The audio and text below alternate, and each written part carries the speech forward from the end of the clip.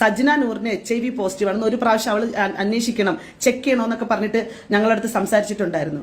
അത് എന്താണെന്ന് അറിഞ്ഞുകൂടാ. ഇയാൾ ഭയങ്കര പ്രശ്നമാണ്, ഇയാൾക്ക് ഒരുപാട് പ്രശ്നങ്ങളുണ്ട്, ഈ റസൂൽ പൂക്കുട്ടി ഒരുപാട് പെണ്ണുങ്ങളായിട്ട് റിലേഷൻഷിപ്പ് ഉണ്ട്, എടി ഇവൾക്ക് ആയിട്ടാണ് ഇയാളുടെ റിലേഷൻഷിപ്പ്. അത് നിങ്ങൾ ആ ഓഡിയോ കേട്ടിട്ടുണ്ടാവും.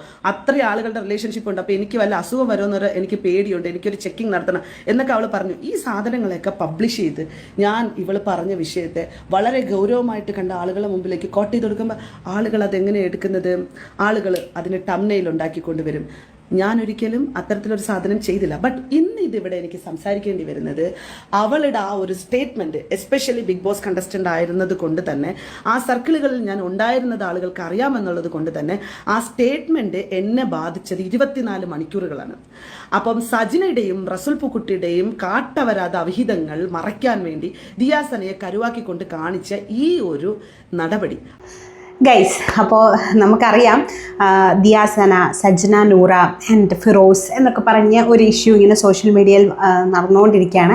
അപ്പോൾ ഇൻട്രസ്റ്റഡ് അല്ലാത്തവരാണെങ്കിൽ സ്കിപ്പ് ചെയ്ത് പോകാം. പക്ഷേ ഇത് സോഷ്യലി വലിയ റിലവൻറ്റഡ് ആയിട്ടുള്ള ഒരു ഇഷ്യൂവും കാര്യങ്ങളൊന്നും അല്ല. പക്ഷേ എങ്കിലും എല്ലാവരും എടുത്ത് ചെയ്യുന്നതും ഇപ്പോൾ അങ്ങോട്ടും ഇങ്ങോട്ടും ഉള്ള കാര്യങ്ങളൊക്കെ ഇങ്ങനെ തുറന്ന് പറഞ്ഞുകൊണ്ടിരിക്കുന്നത് കൊണ്ടും അവരുടെ കയ്യിലുള്ള വോയിസ് റെക്കോർഡുകൾ ഇങ്ങനെ കൊടുത്തുകൊണ്ടിരിക്കുന്നത് കൊണ്ടുമൊക്കെ ഇത് എന്താ പറയുക, നമ്മുടെ സോഷ്യൽ മീഡിയയിൽ എല്ലാവരും എടുത്ത് ചർച്ച ചെയ്തുകൊണ്ടിരിക്കുന്നു. അപ്പം ഞാൻ വീണ്ടും പറയുകയാണ്, ഇത് ഭയങ്കര റിലവൻ്റ് ആയിട്ട് നിങ്ങൾ കണ്ടിരിക്കേണ്ട കണ്ടന്റുകളും കാര്യങ്ങളും ഒന്നുമല്ല.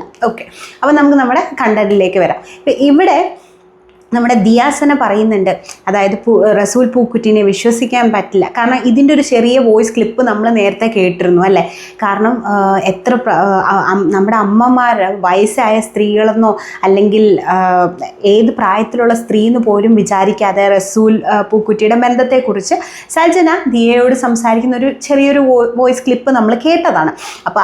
അപ്പോൾ അതുപോലെ തന്നെ പുള്ളിക്ക് ഈ ഒരു HIV പോലെയുള്ള എന്തെങ്കിലും അസുഖങ്ങളോ കാര്യങ്ങളോ ഒക്കെ ഉണ്ടായിരിക്കും. കാരണം പുള്ളി പല സ്ത്രീകളുടെ പുറകെ പോകുന്നൊരു ആളാണ് എന്നൊക്കെ നമ്മുടെ ദിയ ഇപ്പോൾ വന്നിരുന്ന് പറയുകയാണ്. ദിയയുടെ കയ്യിൽ കുറേ പ്രൂഫൊക്കെ ഉണ്ട്, അതിൻ്റെയൊക്കെ പ്രൂഫ് ഉണ്ട് എന്നാണ് പറയുന്നത്. അപ്പോൾ ഞാനൊരു കാര്യം ചോദിച്ചിട്ട്, ഇവർ ഈ പ്രൂഫ് ഉണ്ടെന്ന് പറയാതെ ഈ ഉള്ള പ്രൂഫൊക്കെ എടുത്ത് പബ്ലിഷ് ചെയ്തുകൂടെ? എന്തായാലും ഇത്രയൊക്കെ പബ്ലിഷ് ചെയ്തു, അപ്പോൾ പിന്നെ എന്തിനാ ഇതൊക്കെ വെച്ചോണ്ടിരിക്കുന്നത്? എടുത്ത് പബ്ലിഷ് ചെയ്തുകൂടെ?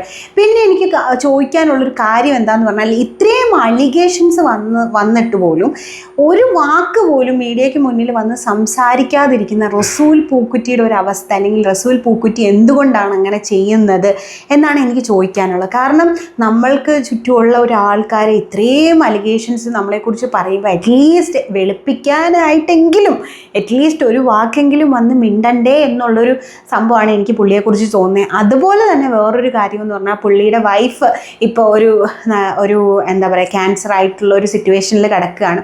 അപ്പോൾ ആ ഒരു സിറ്റുവേഷനിൽ ആ ഒരു സ്ത്രീയുടെ മാനസികാവസ്ഥ എന്തായിരിക്കും? കാരണം ഇങ്ങനെ ശാരീരികമായിട്ടും അല്ലെങ്കിൽ ക്യാൻസർ പോലെയുള്ള അസുഖം നമുക്കറിയാം. അപ്പോൾ അത്രയും തളർന്നു കിടക്കുന്ന ഒരു സിറ്റുവേഷനിൽ സ്വന്തം ഭർത്താവിനെ കുറിച്ച് ഇങ്ങനെയൊക്കെ കേൾക്കുമ്പോൾ ആ ഒരു സ്ത്രീയുടെ മാനസികാവസ്ഥയാണ് ഞാനിപ്പം നോക്കുന്നത് അല്ലെങ്കിൽ ചിന്തിക്കുന്നത്. അപ്പോൾ ഈ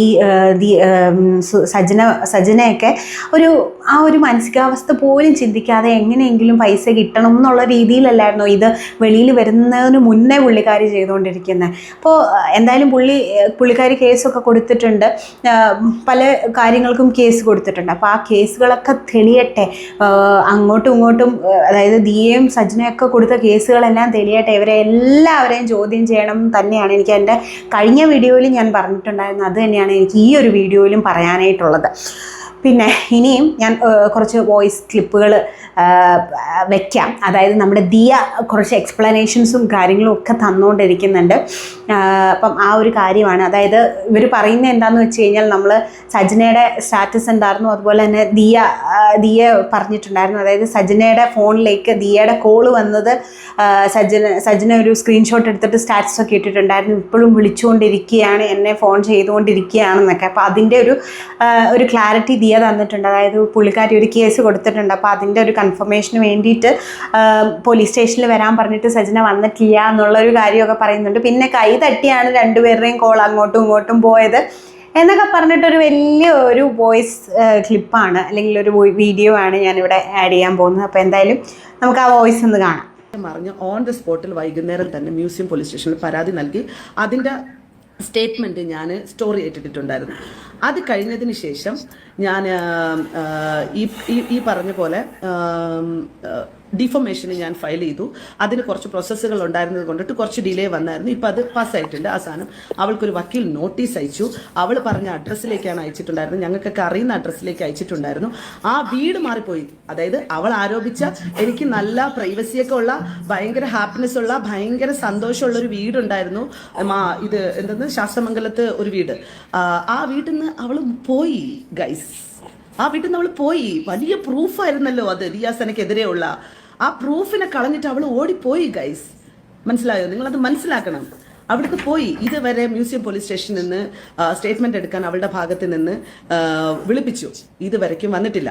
ഓക്കെ, ഇതുവരയ്ക്കും ആ സ്റ്റേറ്റ്മെന്റ് എടുക്കാൻ ആയിട്ട് വിളിപ്പിച്ചിട്ട് അവൾ വന്നിട്ടില്ല. ഫോൺ അറ്റൻഡ് ചെയ്യുന്നില്ല, ഒന്നും ചെയ്തില്ല. മ്യൂസിയം പോലീസ് സ്റ്റേഷൻ അത് FIR ആക്കി. ഞാൻ ഇന്ന് കമ്മീഷണർ ഓഫീസിൽ പോയിട്ടുണ്ടായിരുന്നു. കാരണം നിരന്തരം 3-4 വീഡിയോകളായിട്ട് അവർ വെല്ലുവിളിച്ചുകൊണ്ടിരിക്കുകയാണ്. ഒന്നാമത്തെ കാര്യം നിങ്ങൾ എല്ലാവരും മനസ്സിലാക്കാൻ വേണ്ടി വളരെ കൃത്യമായിട്ട് പറയാം. എനിക്കെതിരെ വന്ന അലിഗേഷനിൽ സമൂഹത്തിൻ്റെ മുമ്പിൽ പറയാണ് ഞാൻ ടെസ്റ്റ് റിപ്പോർട്ട് എടുക്കാൻ കൊടുത്തിട്ടുണ്ട്. ഓക്കെ, അതിൻ്റെ റിസൾട്ട് വരും. വെയിറ്റ് ആൻഡ് സീ നിങ്ങൾ. ഓക്കെ, അതൊന്ന്. കാരണം നമുക്ക് ആക്സസബിൾ ആകുന്ന ടെസ്റ്റ് റിപ്പോർട്ടുകൾ നമുക്ക് എടുക്കാൻ പറ്റും. ഇല്ലെങ്കിൽ നിങ്ങൾ ആര് വേണമെങ്കിലും ഒരു പരാതി കൊടുത്ത് അതിന്മേൽ അന്വേഷണം നടത്തി അതിൻ്റെ ഫർദറായിട്ടാണ് കൂടുതൽ കാര്യങ്ങൾ, ഏത് ടെസ്റ്റ് റിപ്പോർട്ട് എടുക്കാനാണെങ്കിലും കൂടുതൽ കാര്യങ്ങൾ ചെയ്യാൻ സാധിക്കുക. അതിവിടുത്തെ നിയമമാണ്. അല്ലാതെ നമ്മൾ എടുത്ത് കൊടുത്തോന്ന് പറഞ്ഞ് പോയി കഴിഞ്ഞാൽ ഒരു കാര്യങ്ങളും പറ്റത്തില്ല. പിന്നെ ഇത് ഞാൻ ഇവിടെ സംസാരിക്കുന്നത് നിങ്ങളുടെയൊക്കെ മുമ്പിൽ ബോധിപ്പിക്കാൻ തന്നെയാണ്. കാരണം എനിക്ക് ബോധിപ്പിക്കേണ്ട ഈ പറഞ്ഞ സജ്ന നൂർ എല്ലാ ആളുകൾക്കും, സജ്ന നൂർ ഏകദേശം ഒരു 12ഓളം ആളുകൾക്ക് റെഗുലർ ആയിട്ടിരുന്ന ഒരു പ്രശ്നം വരുന്ന സമയത്ത് അയാൾ അങ്ങനെ പറഞ്ഞു ഇങ്ങനെ പറഞ്ഞു എന്ന് പറഞ്ഞിട്ട് വോയിസ് റെക്കോർഡുകൾ അയക്കാറുണ്ട്. ഇന്ന് തന്നെ സജ്ന നൂറിന്റെ സ്റ്റോറിയിൽ നിങ്ങൾ നോക്കിയാൽ മനസ്സിലാവും സജ്ന എല്ലാം ഡിലീറ്റ് ചെയ്തിരിക്കുക. ഓക്കെ, ഡിലീറ്റ് ചെയ്ത പോർഷനിലെ ഒരു സംഭവമാണ് ഞാൻ എടുത്തു. ചട്ടിയും കലവും ആകുമ്പോൾ തട്ടിയും മുട്ടിയൊക്കെ ഇരിക്കും, അപ്പം അതൊക്കെ അങ്ങ് വിട്ട് കളയടി എന്നൊക്കെ പറഞ്ഞിട്ട് എൻ്റെ ഫോണിൽ പല രീതികളിലുള്ള അൺനോൺ കോൾസുകൾ ഇവൾ ചെയ്യിച്ചിട്ടുണ്ട്. എനിക്കത് ഭയങ്കര ബുദ്ധിമുട്ടായിട്ടുണ്ട്. അതിൻ്റെ ഫുൾ ഡീറ്റെയിലും വെച്ചിട്ട് ഞാൻ പരാതി നൽകിയിട്ടുണ്ട്. ഇന്നത്തെ പരാതിയിൽ ആ ഡീറ്റെയിലൊക്കെ വെച്ചിട്ടുണ്ട്. വാട്സപ്പിൻ്റെ ഒരു ഓപ്പൺ സ്പേസിനെ എടുത്തപ്പോഴത്തേക്കും അതിനകത്താണ് സജ്നയുടെ 2ാമത്തെ നമ്പർ. ഞാൻ കമ്മീഷണർ ഓഫീസിൽ ഇരിക്കുന്ന സമയത്താണ്, കമ്മീഷണർക്ക് അറിയാം ഞാൻ അത് എപ്പോഴാണ് അങ്ങനെ ഒരു കോൾ വരുന്നതെന്നുള്ളത്. അതായത് സജ്നയുടെ ഒഫീഷ്യൽ നമ്പർ വേറെയും സജ്നയുടെ വാട്സപ്പിനകത്ത് കിടക്കുന്ന നമ്പർ വേറെയാണ്. അപ്പോൾ വാട്സപ്പിനകത്ത് കിടക്കുന്ന നമ്പറാണ് വാട്സപ്പിനകത്തൂടെ കയറാൻ പറ്റുന്നത്. കാരണം അത് മെയിൻ ഇതിനകത്ത് കിടക്കുന്നില്ല. എനിക്ക് വാട്സപ്പിൽ മാത്രമേ കയറാൻ പറ്റുന്നുള്ളൂ. അങ്ങനെ ഇവിടെ നിന്നിട്ട് ഇന്നലെ സൺഡേ എൻ്റെ ഫോൺ അൺബ്ലോക്ക്ഡ് ആയിരിക്കുന്നുണ്ട്. കാരണം ഞാൻ റീസെറ്റ് ചെയ്തിട്ടുണ്ടായിരുന്നു എൻ്റെ ഫോണ്. പല നമ്പറുകളും ബ്ലോക്കും അൺബ്ലോക്കും എങ്ങനെ ആയിട്ടുണ്ടെന്നുള്ളത് എനിക്കറിയില്ല. അൺബ്ലോക്ക്ഡ് സൺഡേ ആയിട്ടുണ്ട് എൻ്റെ ഫോണിൽ. അതിൻ്റെ പ്രൂഫ് എൻ്റെ കയ്യിലുണ്ട്. ഞാൻ ഇന്ന് അവരുടെ നമ്പർ വാട്സപ്പിൽ നിന്ന് എടുത്ത് വെച്ചിട്ട് എഴുതാൻ വേണ്ടി പോകുമ്പോൾ വീഡിയോ കോൾ ഓപ്പൺ ആയി പോവുക എൻ്റെ കൈ തട്ടിയിട്ട്. കാരണം ഞാൻ കുറച്ച് ഇമോഷണലി ആയിരുന്നു ആ സ്ഥലത്തിരുന്നത്. അപ്പം തന്നെ ഞാൻ അപ്പോഴും അവിടെ സംസാരിച്ചുകൊണ്ടിരിക്കുമ്പോൾ സാറിൻ്റെ അടുത്ത് തന്നെ വെച്ചിട്ട് 2:30 മണിയായപ്പോഴത്തേക്കും ഇവളുടെ ഒരു വീഡിയോ കോൾ തിരിച്ചു വരികയാണ്. അപ്പോൾ പർപ്പസ്ഫുള്ളി അങ്ങനെ ഒരു കാര്യം ചെയ്തതല്ല. അവളാണ് വന്നിരുന്നിട്ട് മറ്റേ തട്ടിയും കലവും ആകുമ്പോൾ പൊട്ടിയും തട്ടിയൊക്കെ ഇരിക്കും അങ്ങനെ ഇങ്ങനെ എന്നൊക്കെ പറഞ്ഞത്. ഒരു രീതിയിലും വന്നിരുന്നിട്ട് ഇത്രയും പ്രശ്നം നടക്കുമ്പോൾ ഒരു വീഡിയോ കോൾ ചെയ്യാന്ന് പറയുന്നത് ഇനി അത് അവള് അതിനെ വലിയ രീതിയിൽ വെച്ചിരിക്കുകയാണെന്നുണ്ടെങ്കിൽ ഞാൻ പറയാൻ വേണമെന്നുണ്ടെങ്കിൽ അത് റസൽ പൂക്കുട്ടിയുടെ അവിഹിതം കാണിക്കാൻ വേണ്ടിയിട്ട് ഞാൻ വിളിച്ചതാണ്. കാരണം എൻ്റെ കയ്യിൽ കുറച്ച് പ്രൂഫുകളുണ്ട്, അതാണ്. അപ്പോൾ അതിൻ്റെ ഇടയിൽ കൂടെ അതും കൂടെ കിടക്കട്ടെ. അവളെടുത്ത് സ്റ്റോറി വെച്ചിരിക്കുന്നു എന്തെന്ന്, അത് എനിക്ക് വന്നതാണ് കോള്, ഞാൻ തിരിച്ച് വിളിച്ചത് എൻ്റെ കൈ തട്ടി അറിയാതെ പോയതാണ് കേട്ടോ, അപ്പം കോംപ്രമൈസ് ചെയ്ത് ഞാൻ വിളിച്ചേക്കുന്നത്. തേങ്ങര അരി നീ ജന്മത്ത് നീ മുക്കിളിയിൽ തൂറൂല മോളെ, പുറകെ നടന്ന് തുരത്തി വരും ഞാനങ്ങനെ. ജന്മത്തെ നീ മൂട്ടിൽ ഒതുങ്ങിയിരിക്കൂല. നിന്റെ റസൂൽ പൂക്കുട്ടിയും നീയും ചില്ലറ ഓട്ടോ എന്നല്ല ഓടാൻ പോകുന്നത്. അമ്മാതിരി ഓട്ടോ ഓടും. ഞാൻ പെണ്ണാണെന്നുണ്ടെങ്കിൽ ഓടും, ഇല്ലെന്നുണ്ടെങ്കിൽ നീ എന്നെ എന്തെങ്കിലും ചെയ്യണം. റെസ്പോൺസിബിലിറ്റി ഉണ്ട്. എൻ്റെ ജീവിതം എനിക്ക് നോക്കണം. എനിക്ക് കാശ് കഷ്ടപ്പെട്ടാൽ മാത്രമേ എൻ്റെ കുടുംബം നോക്കാനും എൻ്റെ മോനെയൊക്കെ നോക്കാനൊക്കെ പറ്റത്തുള്ളൂ. അല്ലാതെ ഞാൻ ഇവളെ പോലെയൊന്നും പോയിട്ട് കുറെ കാട്ടവരാതം കാണിച്ച് കുറെ ആളുകളെ കൂടെ പോയി കുറെ ആളുകളെ പണം തട്ടിപ്പ് നടത്തി കുറെ ആളുകളെ പറ്റിച്ചും കുറെ ആളുകളെ വെട്ടിച്ചും ഒന്നുമല്ല എൻ്റെ ജീവിതം എന്ന് പറയുന്നത്. ഇവിടെ റസൂൽ പൂക്കുട്ടി ഇരിക്കുമ്പോഴും അപ്പുറത്ത് 2-3 എണ്ണത്തിന് വെച്ചോണ്ടിരുന്നിട്ട് തന്നെയാണ് അവളെ പരിപാടി. അവൾ എത്ര ലക്ഷം രൂപ ആരൊക്കെ കയ്യിൽ നിന്ന് എവിടെ നിന്നൊക്കെ വാങ്ങിച്ചിട്ടുണ്ടെന്നുള്ളതിന്റെ പ്രൂഫ് ഉൾപ്പെടെ റസൂൽ പൂക്കുട്ടി സൈന ചേച്ചിയുടെ ഒരു തേങ്ങയുമില്ല. റസൂൽ പൂക്കുട്ടി പറ്റിക്കാൻ കൊടുത്തത്. ഇപ്പോഴും റസൂൽ പൂക്കുട്ടിയുടെ വിചാരം വയറ്റി കിടക്കുന്നത് റസൂൽ പൂക്കുട്ടിയുടെ ആണെന്ന് പോലും അറിഞ്ഞൂടാ ശരിക്കും. എന്നിട്ട് റസൂൽ ഇട്ടിട്ട് നിൽക്കുക. കാരണം എന്താണെന്നറിയോ, റസൂൽ പൂക്കുട്ടി അങ്ങണം സജ്നക്കെതിരെ ഏതെങ്കിലും രീതിയിൽ തിരിഞ്ഞെന്നങ്ങനെ കണ്ട പിന്നെ റസൂൽ പൂക്കുട്ടി പോയി ആത്മഹത്യ ചെയ്താൽ മതി. അതുകൊണ്ടിട്ട് റസൂൽ പൂക്കുട്ടി പേടിച്ച് മുക്കളി മുള്ളി ഇങ്ങനെ ഇരിക്കും. ഭാര്യനെ റസൂൽ പൂക്കുട്ടി കൊന്നുകൊണ്ടിരിക്കുകയാണ്. അത്രേ ഉള്ളൂ. അല്ലാതെ നമ്മളാരും അല്ല ഒന്നും ചെയ്യുന്നത്. മനസ്സിലായില്ലേ? ആ സ്ത്രീയുടെ അവസ്ഥ ആലോചിച്ചിട്ട് നമുക്ക് പ്രശ്നമുണ്ട്. എനിക്ക് നല്ല ബുദ്ധിമുട്ടുണ്ട്. എൻ്റെ അടുത്ത് അവരുടെ ഒരു സുഹൃത്ത് വിളിച്ചിട്ട് പറയാണ് അവര് വലിയ പ്രശ്നത്തിലാണെന്ന്. അവരുടെ അവസ്ഥ ഭയങ്കര ഡേഞ്ചറാണ് ദിയ. ഇവിടെ ഈ കണ്ടുകൊണ്ടിരിക്കുന്ന സാധനങ്ങളൊക്കെ അവർക്ക് വല്ലാത്ത രീതിയിൽ ബാധിക്കുന്നുണ്ട്. ഒരു രീതിയിൽ അവർക്ക് മാനസികമായിട്ട് ഓക്കെ അല്ല അവര്. എനിക്ക് സങ്കടമുണ്ട് ഗൈസ്, എനിക്ക് വളരെ വലിയ സങ്കടമുണ്ട്. പക്ഷെ എന്ത് ചെയ്യാനാണ് ഷാദിത്ത, ഞങ്ങളെ കൊണ്ടൊന്നിനും പറ്റില്ല. ഈ സ്ത്രീ ഈ പുരുഷനെ കാണിച്ചുകൊണ്ടിരിക്കുന്ന വൃത്തികേട്ടിന് എനിക്ക് സംസാരിക്കാൻ നിവൃത്തിയില്ല. എൻ്റെ കാര്യമല്ലേ ഞാൻ ആദ്യം ക്ലിയർ ചെയ്യേണ്ടത്. ഞാനല്ലേ സമൂഹത്തിന്റെ മുമ്പിൽ അപമാനിക്കപ്പെട്ടത്. ഈ കണ്ട കാട്ടവരാതെ മുഴുവനും കാണിച്ചുകൊണ്ടിരിക്കണം എന്നെ സംബന്ധിച്ചിടത്തോളം നോക്കുമ്പോൾ ഞാനല്ലേ അപമാനിക്കപ്പെട്ടത്. എവിടെ റസൂൽ പൂക്കുട്ടിയും സജന എവിടെ? ദിയാസനെ പൊക്കിക്കൊണ്ടുവരാനാണ്. ഓക്കെ, ഞാൻ അംഗീകരിച്ചു. നിങ്ങൾ എനിക്ക് തരുന്ന സപ്പോർട്ടിനൊക്കെ വളരെയധികം നന്ദി. എനിക്ക് പേഴ്സണലി തരുന്ന മെന്റൽ ഹെൽത്തിന് വളരെയധികം നന്ദി. എന്നെ നല്ല രീതിയിൽ പ്രൊട്ടക്ട് ചെയ്ത് എൻ്റെ കൂടെ വന്ന് നിൽക്കുന്ന, എന്നെ കാണാൻ വരുന്ന എൻ്റെ എല്ലാ സുഹൃത്തുക്കൾക്കും നന്ദി. ബട്ട് ഇതെല്ലാം അനുഭവിക്കുന്നത് ഞാൻ മാത്രമാണ്. ഇതെല്ലാം ഫേസ് ചെയ്യുന്നത് ഞാൻ മാത്രമാണ്. പക്ഷേ സജിന കളിച്ച ആൾ തെറ്റിപ്പോയി. സജിന വിചാരിച്ചത് ഇപ്പൊ എന്നെ ഒതുക്കി തൂഫാനിലിരുത്താൻ. നീ മുഖ്യമന്ത്രിക്ക് കൊണ്ടുപോയി ഒരു പരാതി കൊടുത്ത്. സജിന തുടക്കമിട്ട സ്ഥലം നിങ്ങൾ ആലോചിച്ചോണം. മുഖ്യമന്ത്രിക്ക് കൊണ്ടുപോയി ഒരു പരാതി കൊടുത്തെന്താണെന്നറിയാം? എന്റെ അക്കൗണ്ട് ഹാക്കായെന്ന്. മുഖ്യമന്ത്രിയോട് ഞാൻ പറയാണ്, ആ പരാതിയിന്മേൽ അന്വേഷണം നടത്തണം. മുഖ്യമന്ത്രി അവൾ തന്ന പരാതിയിന്മേൽ അന്വേഷണം നടത്തണം. അപ്പോഴാണ് പ്രോക്സി അഡ്രസ്സൊക്കെ വെച്ചിട്ട് ഇവള് തന്നെയാണ് അതിന്റെ കാരണക്കാരി എന്ന് മനസ്സിലാവുന്നത്. കാരണം ഇവളുടെ അക്കൗണ്ടിൽ ഇടയ്ക്കിടയ്ക്ക് ഓരോ സമയത്ത് അയാളെ പേടിപ്പിക്കാൻ വേണ്ടിയിട്ടാ, അല്ലെങ്കിൽ അയാളെ കയ്യിൽ നിന്ന് പണം അടിച്ച് മാറ്റാൻ വേണ്ടിയിട്ടാ. ഇയാൾ ഇത് പേടിച്ചിട്ട് എന്ത് ചെയ്യും? കുറച്ച് കഴിയുമ്പോഴത്തേക്ക് ഇവൾ ഈ സാധനം ഡിലീറ്റ് ചെയ്യും. എന്നിട്ട് നേരെ വന്നിട്ട് അടുത്ത നാടകം. ഈ നാടകത്തിൽ ഇവൾ എന്ത് ചെയ്തു? ബാക്കിയുള്ളവരെന്റെ പുറകിൽ നിന്ന് കുത്തി മറ്റത് മറിച്ചത്. ഇവള് കാണിച്ച തെമ്മാടിത്തരം കാരണം എനിക്ക് ഇവളടുത്ത് സഹായിക്കാൻ പറ്റാതായി. ഇവളെ ഞാൻ ബ്ലോക്ക് ചെയ്തു. 6-ാം തീയതി ബ്ലോക്ക് ചെയ്തു. അതെല്ലാം എന്റെ ഫോണിലുണ്ട്. 6-ാം തീയതി ബ്ലോക്ക് ചെയ്ത് ഇന്നലെ അൺബ്ലോക്ക്ഡ് ആയിപ്പോയ സാഹചര്യത്തെ പറ്റി ഞാൻ പറയുന്നത്. ഒരിക്കൽ പോയത് ഇവളെ പോലെ ഒരു നാറി. അന്ന് ഇവള് 3 വട്ടം സൂയിസൈഡിന് ശ്രമിച്ച സമയത്ത് ഒരു വട്ടമെങ്കിലും പോവാതിരുന്ന് ഇവളങ്ങ് ചത്തുപോയാൽ മതിയായിരുന്നു. ഞാൻ ഇന്ന് ആഗ്രഹിക്കുന്നതാണ് സജന നൂറിന്റെ അവസ്ഥയിൽ ഈ പറഞ്ഞ റസൂൽ പൂക്കുട്ടി അവൾ അവിടെ നൂറ് വയ്യ നൂറിന്റെ അടുത്ത് പോയി എന്നിട്ട് അവിടെ നിന്ന് പറഞ്ഞു വിടോ, തിരിച്ച് വീട്ടില് വിടൂല. അവിടെ തന്നെ കൂടെ ഇരിക്കണേ. എനിക്ക് മറ്റേ ചെലവിനെന്നാണ് ഇരുത്തി വെച്ചിരിക്കുന്നത്. നായിന്റെ മോൻ. മനസ്സിലായില്ലേ? എല്ലാം സെറ്റ് ചെയ്ത് ഇവളെ മാനസികാരോഗ്യ കേന്ദ്രത്തിൽ വരെ കൊണ്ടുപോയി. ശരിക്കും പറഞ്ഞു കഴിഞ്ഞാൽ ഡോക്ടർ കിരണിന്റെ ട്രീറ്റ്മെന്റിന് കൊണ്ടുപോയിട്ട് അത് മോശമാണ് അത് പറയുന്നത്. പക്ഷെ ഇവള് പിറ്റേ ദിവസം ഇറങ്ങി വന്നിട്ട് പറയുന്നത് ഞാൻ ഇയാളെ പറ്റിക്കാൻ വേണ്ടിയിട്ടാണ് ഞാൻ അങ്ങനെ ഒരു നാടകം കളിച്ചത് മോളെ, അല്ലെങ്കിൽ അയാൾ എൻ്റെ കയ്യിൽ നിൽക്കില്ല. ഞാൻ പറഞ്ഞു ഇമ്മാരിയൊക്കെ കാണിക്കുന്നത്, നീ എന്തൊരു വൃത്തിയുടെ കാണിക്കുന്നത്, നീ എന്തിനും ഇങ്ങനെ ടോക്സിക് ആവുന്നത്?